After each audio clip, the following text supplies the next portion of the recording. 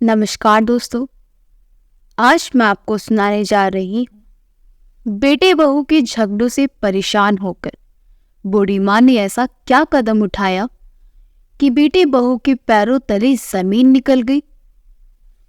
Mummy, एक समोसा दादी को भी दे आऊं? रिया ने अपनी मम्मी से पूछा। तुझे कितनी बार बोला है कि मैंने ये उस बुढ़िया के लिए नहीं बनाए हैं। चुपचाप खाना है तो खा ले, वरना तुझे उस बुढ़िया के साथ कमरे में बंद कर दूंगी। मम्मी को इस तरह गुस्सा देखकर बेचारी रिया चुपचाप खाना खाने लगी। पापा की इकलौती संतान होने के कारण दादी के अलावा और कोई दोस्त नहीं था, इसलिए वह हमेशा अपनी दादी के साथ खेला करती थी। घर में और कोई ऐसा नहीं था जिसके साथ रिया खेल सके, पर रचना हमेशा उसे अपनी सास के पास जाने से रोकती थी, क्योंकि उसका मानना था कि वह एक अभागिन है जिसने उसकी पहली संतान उसके बेटे को निगल लिया। रमन आज दुकान से जल्दी ही आने वाली थी, क्योंकि आज रचना का जन्मदिन था। इसलिए रचना ने पहले से ही सब तैयारियां कर रखी थी, बस रमन का इंतजार था। शाम को एक छोटी सी पार्टी भी रखी थी, जिसमें रचना ने अपनी कई सहेलियों को आमंत्रित किया था। रचना खाना खाकर अपनी सास के लिए थोड़ी सी दाल व 2 सूखी रोटी रिया के हाथ भिजवा दी। रिया खाना लेकर अपनी दादी के कमरे में गई। दादी, ओ दादी, मैं आपके लिए खाना लाई हूं, लो खा लो। रिया की आवाज सुनकर दादी बहुत खुश हुई और बोली, मेरी रानी बेटी, मेरी गोद में बैठो। रिया उदास होते हुए बोली, नहीं दादी, मम्मी ने मना किया है कि उस बुढ़िया की गोद में नहीं बैठना। अगर मम्मी ने देख लिया तो मम्मी मुझे खाना नहीं देगी। और पता है दादी, आज मम्मी ने समोसे बनाए हैं। दादी बोली, पर बेटा, तुम मेरे लिए तो समोसे लेकर नहीं आई, और ये रोटी कितनी सूखी है, खाई ही नहीं जा रही। दादी, मम्मी ने मना कर दिया कि समोसे उनकी सहेलियों के लिए हैं, इसलिए नहीं दिए। तुमने समोसे खाए क्या? कैसी बनी थी? दादी, बहुत स्वादिष्ट बनी थी। रिया के मुख से ये बात सुनकर दादी के मुंह में पानी आ गया और दादी रिया से बोली, रिया बेटा, अब समोसे और कितने बचे हैं? बहुत बचे हैं दादी, अभी तो। दादी ने कहा, बेटा, तो एक समोसा चुपके से ले आ। दादी माँ, मैं देखती हूँ, अगर मम्मी किचन में नहीं हुई तो मैं आपके लिए एक समोसा ले आऊंगी। रिया बाहर निकलकर देखती है कि मम्मी तो अभी पार्टी के कसम में लगी हुई है। रिया चुपके से किचन में घुस जाती है और धीरे से एक समोसा निकालकर अपने नन्हे हाथों में छुपाए अपनी दादी को लाकर देती है। दादी जैसे ही रिया के हाथों में समोसा देखती है तो वह बहुत खुश हो जाती है। रिया अब उसे समोसा देती है तो वह जल्दी जल्दी खाने लगती है। रिया जब ये सब देखती है तो उसे बहुत आश्चर्य होता है। रिया दादी से बोली, दादी, धीरे धीरे खाओ, नहीं तो गले में ही अटक जाएगा। दादी थोड़ी ही देर में समोसा चट कर जाती हैं और रिया से कहती हैं, बेटा, वास्तव में समोसे तो बहुत स्वादिष्ट हैं, चुपके से एक और ले आओ, और खाना का मन कर रहा है। अभी नहीं दादी, मम्मी देख लेंगी तो तुम्हें बहुत मारेगी और मुझे भी। अब मैं नहीं जाऊंगी दादी। उसे पता था कि अगर मम्मी ने देख लिया तो उस दिन की तरह दादी को कई दिनों तक भूखा ही रहना पड़ेगा। दादी को अब रह रहकर उस समोसे का स्वाद याद आ रहा था। बेचारी अंगुलियां चाटते रह गई। अब मैं जाती हूँ दादी, नहीं तो मम्मी को पता चल जाएगा। अगर रात को समोसे और बची तो मैं और ले आऊंगी। रिया कहकर अपनी मम्मी के पास चली गई। रचना ने काम करते हुए रिया से पूछा, खाना खाया बुढ़िया ने? हाँ मम्मी, खा लिया। मम्मी पापा नहीं आए अभी तक? नहीं आए, पर आते ही होंगे। मम्मी, आपने मेरे लिए पापा से क्या मंगवाया? तुम्हारे लिए इस बार एक बड़ी सी गुड़िया मंगवाई है। और मम्मी दादी के लिए? कुछ नहीं। वैसे भी क्या जरूरत है उस बुढ़िया के लिए इतने पैसे खर्च करने की? वो देखो, तुम्हारे पापा आ गए। पापा आ गए, पापा आ गए। रमन ने रिया को गोद में उठाते हुए कहा, पता है हम तुम्हारे लिए क्या लेकर आए हैं? ये देखो, बिल्कुल तुम्हारी जैसी सुंदर व तुम्हारे जितनी बड़ी गुड़िया। लाओ, मैं इसे दादी को दिखा कर आती हूँ। दादी, ओ दादी, ये देखो पापा मेरे लिए गुड़िया लेकर आए हैं। देखो कितनी सुंदर है। हाँ, ये तो वाकई में बहुत सुंदर है, बिल्कुल तुम्हारी तरह है। उधर रमन रचना से बोला, ये देखो रचना, तुमने जो मंगवाया था सब है, देख लो, कहीं कोई सामान छूट तो नहीं गया। और इसमें 2 साड़ी हैं, एक तुम्हारे लिए और एक माँ के लिए। रमन, माँ को क्या जरूरत है साड़ी की? उनके पास तो पहले से ही बहुत साड़ी हैं, इसलिए फालतू की वस्तुओं में पैसे बर्बाद मत किया करो। रमन गुस्से से बोला, रचना, तुम्हें पता है आज हमारे पास जो कुछ भी है वह सब माँ का इकट्ठा किया हुआ है, पर हमारी भी एक लड़की है और हमें भी उसके भविष्य के लिए धन की आवश्यकता है। अगर हम यूं पैसे खर्च करेंगे तो कल को हमारे पास कुछ भी नहीं रह जाएगा। और वैसे भी उस बुढ़िया को तो कहीं जाना नहीं, पूरे दिन घर में ही रहना है। रचना ने रमन से कहा, रचना, तुम्हें पता है तुम क्या बोल रही हो? वो मेरी माँ है, और अगर मानो तो तुम्हारी भी। वह मेरी माँ नहीं हो सकती। वह भागिन मेरे बेटे को निगल गई। रचना गुस्से से बोली, खबरदार रचना, अगर और एक अपशब्द मेरी माँ के विषय में बोला तो मुझसे बुरा कोई नहीं होगा। रमन ने भी गुस्से में रचना से कहा तो रचना बोली, मेरा भी फैसला सुन लो रमन, तुम आज से इस घर में या तो वो बुढ़िया रहेगी या फिर मैं। तुम जा सकती हो, मैं तुम्हारे लिए अपनी माँ को नहीं छोड़ सकता। रमन ने कहा, मैं भी नहीं रहना चाहती इस घर में।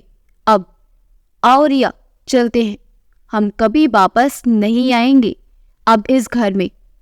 नहीं मम्मी, मुझे नहीं जाना आपके साथ, मुझे दादी के पास ही रहना है। तू भी उस बुढ़िया के साथ रहकर उसकी भाषा बोलने लगी है तो ठीक है, जब शाम को मेरी याद आएगी तब देखना। मम्मी, आप मत जाओ प्लीज, मैं किसके साथ सोऊंगी? फिर अपने पापा के पास सोना। मैं जा रही हूं अब। पापा रोको मम्मी को, नहीं तो वो चली जाएंगी। नहीं बेटा, उसे जाने दो, और अगर चाहो तो तुम भी जा सकती हो। नहीं, मैं दादी को छोड़कर कहीं नहीं जाऊंगी। रचना गुस्से में घर से निकल जाती है और अपने मायके चली जाती है। रचना को गए आज 2 दिन हो गए। दादी को जब ये पता चला तो उन्होंने 2 दिन से खाना पीना भी छोड़ दिया। रचना हमेशा से उन्हें बुरा भला कहती, यहाँ तक कि खाना भी ढंग से नहीं देती थी। फिर भी उसकी सास उसकी इतनी ज़्यादा फिक्र किया करती थी। उसे बहुत बुरा लगा और वह रचना के घर से जाने का सबसे बड़ा कारण अपने को मान रही थी। रमन भी रचना के जाने से बहुत दुखी था। उसे कुछ भी समझ नहीं आ रहा था कि वह क्या करे। उसने कई बार रचना का फ़ोन ट्राई किया पर उसने नहीं उठाया। रमन बालकनी में आज अकेला बैठा सोच रहा था कि आखिर रचना ऐसी कैसे कर सकती है। उसने तो साथ जीने मरने का वादा किया था। सोचते हुए रमन अपने अतीत के आगोश में खो गया। उसे अपने वो कॉलेज वाले दिन याद आने लगे जब रचना उसे पहली बार मिली थी। कितनी अनजान अजनबी थी वो। भोला मुख, हिरनी सी आंखें और उसका यूं शांत स्वभाव।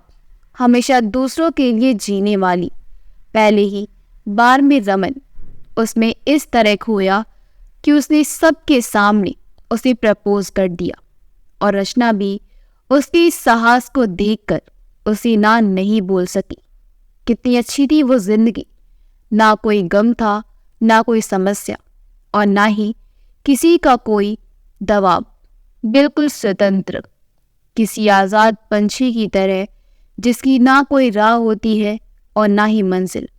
उसे अच्छी तरह याद है जब एक बार रचना के पापा ने उसे रमन के साथ देख लिया। फिर भी उन्होंने उसकी पसंद को ज़्यादा महत्व दिया और उन दोनों की शादी करा दी। पर आज वह क्यों इतना असहाय हो गया था कि किसी बहेलियों के बारणों द्वारा बंधे पक्षी की तरह जमीन पर अनाथ पड़ा हो। पापा, पापा, मम्मी का फोन आया है, आपसे बात करने को बोला है। रिया की आवाज सुनकर वह अपने ख्वाबों से बाहर आया। रिया फोन लिए खड़ी थी। रमन ने फोन उठाया तो सामने से रचना की आवाज आई। हेलो रमन, कैसे हो आप? मैं ठीक हूँ, आप ठीक हो? हाँ, मैं भी ठीक हूँ रमन। मुझे रिया चाहिए, मैं उसके बिना नहीं रह सकती, इसलिए मुझे मेरी बेटी दे दो, रमन ने कहा। लौट आओ रचना अपने घर। देखो, कोई कब से इंतजार कर रहा है आपका, रिंकी भी, तुम्हारी और हम सब भी। प्लीज लौट आओ। नहीं रमन, अब शायद ये संभव नहीं है। जब तक आपकी माँ उस घर में रहेंगी तब तक मैं घर लौट कर नहीं आऊंगी। अब फैसला आपको करना है कि आप किसे चाहते हो, माँ या पत्नी। और मैं रिया को लेने आ रही हूँ, भेज दोगे ना मेरे साथ उसे? हाँ, ले जाओ। अगर वे खुशी खुशी जाना चाहे, आपकी बेटी है, वो आपके पास ज़्यादा खुश रहेगी। ये कहते कहते रमन का गला भर आया। शक पता नहीं कहाँ गुम हो गई। अब वह बहुत ज़्यादा टूट चुका था। वह कभी भी रचना से दूर नहीं रहना चाहता था और माँ को भी अपनी से अलग होते नहीं देखना चाहता था। उसकी जिंदगी में एक ऐसी शाम होने जा रही थी जिसके सदियों बाद भी कोई उजाला नजर नहीं आ रहा था। अब उसे फैसला करना था कि उसे अपना भविष्य चाहिए या गुजारा हुआ कल। एक तरफ उसका अतीत मुंह पर झुर्रिए हुए बेटे से कुछ अधूरी सी उम्मीदें लिए उसकी बूढ़ी माँ खड़ी थी, तो दूसरी ओर उसका अपाहिज या भविष्य, वह उसकी प्यारी सी गुड़िया रिया को साथ लिए उसकी पत्नी। आखिर करता भी तो क्या, ना अकेली माँ उसे चाहिए ना ही पत्नी। एक समय था जब उसकी जिंदगी में दूर दूर तक कोई गम का नाम भी नहीं था, पर पता नहीं किसकी नजर लगी उसकी हंसती खेलती जिंदगी को कि नरक से भी बदतर हो गई। अचानक वह उठा और माँ को कमरे में की ओर बढ़ा। इससे पहले कि वह माँ से कुछ बोल पाता, माँ बोल पड़ी। क्या हुआ बेटा, किसका फोन था? रचना का फोन था क्या? क्या वो वापस आ रही है? रमन बोला। हाँ माँ, वापस आ रही है, पर रहने के लिए नहीं, हमेशा के लिए हमसे दूर होने और रिया को ले जाने के लिए। रमन ने रचना के साथ हुई सारी बातें माँ को बता दी। बेचारी बूढ़ी माँ, जिसने कभी सोचा भी नहीं था कि बात यहाँ तक बढ़ जाएगी। रमन की बात सुनकर बेचारी माँ कुछ देर खामोश हो गई और फिर बोली, बेटा रमन, मुझे वृद्धाश्रम में छोड़ा। मैं नहीं चाहती कि तुम दोनों मेरे कारण अलग हो जाओ। मैंने तो अपनी जिंदगी काट ली, पर बेटा तुम्हारी और रचना की पूरी जिंदगी पड़ी है। माँ के मुंह से ऐसी बात सुनकर रमन हक्का बक्का रह गया और बोला, माँ, ये क्या कह रही हो तुम? अपना स्वयं का घर छोड़कर वृद्धाश्रम में जाओगी और एक अनाथ की जिंदगी जियोगी? मैं ये कभी नहीं होने दूंगा माँ।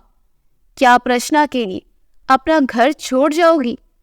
अच्छा होता अगर मैंने आपके खिलाफ जाकर रचना से शादी ना की होती, तो शायद आज ये नौबत ही ना आती। नहीं बेटा, ऐसी बात नहीं है। रचना तेरी धर्म पत्नी है, तुझे उसके बारे में ऐसा नहीं बोलना चाहिए। और रही बात मेरी, तो मेरे पास तो बहुत कम समय बचा है जो वृद्धाश्रम में ही गुजार लूंगी। पर अभी तुम्हारी पूरी जिंदगी शेष है। मेरे जाने के बाद रचना ही एकमात्र सहारा होगी तेरा। और वैसे भी मैं कौन सा दुनिया छोड़कर जा रही हूँ। जब कभी भी याद आए मेरी तो मिलने चले आना। वहां पर हर सुविधा भी होगी, नर्स, डॉक्टर। तुझे भी कोई परेशानी नहीं होगी और ना ही रचना को। माँ के बहुत ज्यादा समझाने पर रमन मान गया और माँ को वृद्धाश्रम में छोड़ने के लिए तैयार हो गया। दूसरे दिन माँ का सारा सामान पैक कर रमन माँ को ना चाहते हुए भी उनकी जिद के कारण वृद्धाश्रम छोड़ आया। रचना को जब ये पता चला तो वह बहुत खुश हुई कि अब उसे उस घर में कोई समस्या नहीं होगी और वह अपने ससुराल वापस लौट आई। पर अब रमन में वो पहले वाली बात नहीं रह गई थी। रमन अब पहले जैसा बिल्कुल नहीं था। वह बहुत ज्यादा उदास रहने लगा और बहुत ज्यादा समय वह मौन ही रहा रहता। रचना जिस खुशी की लालसा में यहाँ आई थी वह उसे अब यहाँ बिल्कुल नजर नहीं आ रही थी। रमन हमेशा सुबह माँ से मिलने आया करता था। वह जब भी उस वृद्धा आश्रम के पास से गुजरता माँ से मिलकर ही जाता। वृद्धाश्रम आने के बाद रमन की माँ अचानक बीमार रहने लगी। डॉक्टर, नर्स सब बहुत परेशान हो गई, लेकिन रमन की माँ के कहने पर किसी ने भी रमन से इस बारे में बात नहीं की, क्योंकि रमन की माँ चाहती थी कि उनका बेटा हमेशा खुश रहे। जब कई दिनों बाद भी तबीयत में सुधार नहीं हुआ तो डॉक्टरों ने उन्हें एक बड़े हॉस्पिटल में चेकअप के लिए भेजा। जब रिपोर्ट आई तो पता चला कि उन्हें टीबी है और ये बीमारी लगभग 2 वर्ष पहले से है। रमन जब भी माँ से मिलने आता तो रचना को बहुत बुरा लगता। वह हमेशा उसे वहां जाने से रोका करती।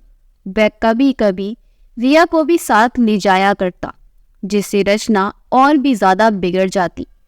अब रमन भी काम के दबाव के कारण कई दिनों बाद ही माँ से मिलने वहां जाया करता, पर उसे ये पता नहीं था कि उन्हें टीबी है। अब उनकी तबीयत और बिगड़ने लगी। एक बार रमन कहीं जा रहा था, इसलिए उसने सोचा कि माँ से मिलकर चलते हैं। और जैसे ही वह अंदर गया तो उसे माँ कहीं भी नहीं दिखाई दी। जब आसपास पूछा तो पता चला कि उनकी तबीयत बहुत खराब है और वे अस्पताल में भर्ती हैं। जब वह हॉस्पिटल पहुंचा तो पाया कि माँ की तबीयत बहुत ज़्यादा खराब थी।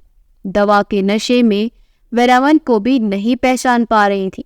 डॉक्टर ने रमन को बताया कि अब उनकी जिंदगी के बहुत कम दिन बचे हैं। डॉक्टर ने रमन को उसकी माँ की बीमारी के बारे में भी बता दिया। अचानक डॉक्टर के मुंह से ऐसी बातें सुनकर जैसे उसे बहुत गहरा धक्का लगा। उसने कभी सोचा भी नहीं था कि जिंदगी में कभी ऐसा दिन भी आएगा जो उसे माँ से हमेशा के लिए अलग होना पड़ेगा। डॉक्टर ने रमन को बताया, रमन, पता है ये बहुत भयानक बीमारी है। अब तक इसका इलाज कुछ गिने चुने देशों में ही होता है, जहां इलाज कराने के लिए बहुत ज़्यादा पैसे की आवश्यकता पड़ती है। पर अगर ये खुश रहे तो शायद कुछ ज़्यादा समय निकाल सके, वरना अगर यही चिंता करती रही तो हम कुछ नहीं कर पाएंगे। डॉक्टर, इन्हें खुश रखने के लिए मुझे क्या करना चाहिए? रमन ने पूछा। रमन, आप इन्हें अपने पास घर ले जाओ। घर को छोड़कर ही इनकी तबीयत ज़्यादा डाउन हो गई है। अगर आपके साथ रहेंगी तो आप इनकी दवा दुआ भी अच्छे से कर सकते हैं और अच्छे से देखभाल करने से इनकी ज़िंदगी कुछ आसान हो जाएगी और आप इन्हें कल शाम तक घर ले जा सकते हैं। डॉक्टर से सलाह लेकर रमन घर की ओर चल पड़ा। अब उसे एक ही इंसान दिखाई दे रहा था, वह थी रचना। उसे मनाना शायद उसके बस की बात नहीं थी। उसे अच्छी तरह पता था कि वह इसके लिए भी कभी नहीं मानेगी, पर अगर माँ को घर नहीं लाया गया तो वह बहुत बड़ी अनहोनी हो जाएगी। जब रमन घर पहुंचा तो रिया भागकर उसकी गोद में चढ़ गई।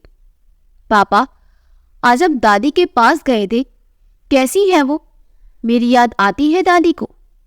हाँ बेटा, आपको बहुत याद कर रही थी और कल हम उसे फिर से घर ले आएंगे। सच्ची क्या पापा? हाँ सच्ची। रमन जब रचना के पास गया तो वह खाना बना रही थी। कैसी हो रचना? मैं ठीक हूँ रमन, आप ठीक हो ना? नहीं रचना, मैं ठीक नहीं हूँ। पता है आज मैं मम्मी से मिलकर आया, उनकी तबीयत बहुत खराब है, उन्हें टीबी है। डॉक्टर ने बताया कि उनके पास 1-2 दिन का समय बचा है। डॉक्टर ने बताया कि अगर हम उन्हें घर ले आए तो उनके बाकी बचे दिन आसान हो जाएंगे। रचना, अगर आप बुरा ना मानो तो क्या हम उन्हें घर ले आए? उनके पास बहुत कम समय बचा है, बस इस बार मान जाओ रचना। इसके बाद आप जो कहोगी मैं करूँगा, पर इस बार मेरी बात मान लो प्लीज़। चलो ठीक है रमन, अगर आप चाहते हो तो ले आओ, पर इसके बाद कभी मेरी कोई बात नहीं टालोगे? हाँ बिल्कुल रचना। रचना के मुख से ऐसी बात सुनकर रमन को बहुत ज़्यादा अचरज हुआ, पर खैर जो भी हो अच्छा ही होगा, ये सोचकर भगवान को धन्यवाद कहा। वह माँ को लाने के लिए सुबह का इंतजार करने लगा। सुबह जल्दी उठकर वह रिया को साथ लेकर माँ को लाने चला। आज वह बहुत खुश था, वो अपने सब दुख दर्द भूल गया था। वह तो ये भी भूल गया था कि जल्दी ही उसकी माँ उसे हमेशा के लिए अकेला छोड़कर अलविदा कह जाएंगी। रिया को साथ लिए वह उस हॉस्पिटल पहुंचा, पर जैसे ही वह माँ के कमरे की तरफ बढ़ा उसके होश उड़ गए। आंखों के आगे अंधेरा छा गया और आंखों में आंसुओं का समुंदर उमड़ आया। उसकी माँ अब तक उससे बहुत दूर जा चुकी थी, हमेशा हमेशा के लिए उन्हें छोड़कर। प्यारी रिया को छोड़कर आज रचना की भी समस्या हल हो चुकी थी। अब वह कभी भी अपना घर छोड़कर नहीं जाएंगी। डॉक्टर ने बताया कि रात को उनकी तबीयत बहुत ज़्यादा खराब हो गई और ज़ोरदार खांसी के साथ रक्तस्राव होने लगा और देखते ही देखते उनकी सांसें उखड़ गई।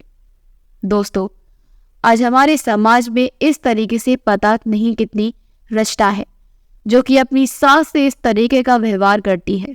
उन्हें शायद ये नहीं मालूम होता है कि कल वह भी एक सास बनेंगी और उनके साथ भी कोई रचना होगी। दोस्तों, रचना ने अपनी सास के साथ जो किया वह सही था या गलत, आप अपनी राय कमेंट बॉक्स में ज़रूर दीजिएगा। अगर आपको हमारी कहानी अच्छी लगी हो तो हमारी वीडियो को लाइक करें, शेयर करें और हमारे चैनल योगी वॉइस को सब्सक्राइब कर दें। मिलते हैं अगली वीडियो में। आपका बहुत बहुत धन्यवाद।